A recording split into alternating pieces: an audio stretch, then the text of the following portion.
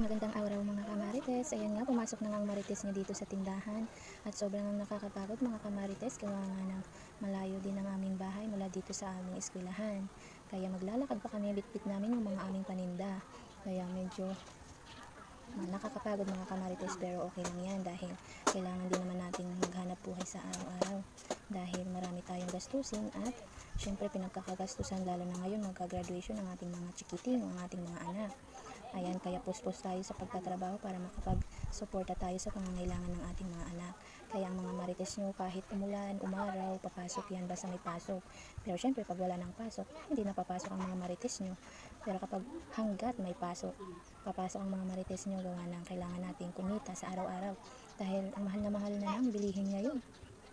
Sobrang mamahal na ng mga bilihin ngayon, kaya minsan, ang alternatibong ginagawa namin, lalo na yung mga gulay is nagtatanim na lang kami kasi mahal din ang pag bumili ka ng gulay, kaya magtatanim na lang para medyo mabawas-bawasan ang gastusin ng mga marites nyo.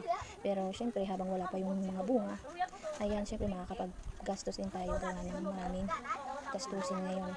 At yung dahil nga medyo madaldal na at marami nang nakwento ang mga marites nyo, ayan, napadami na nga ang kwento ng marites nyo, kaya ikakat ko na muna ang aking video. Hanggang dito na lang muna. Bye bye!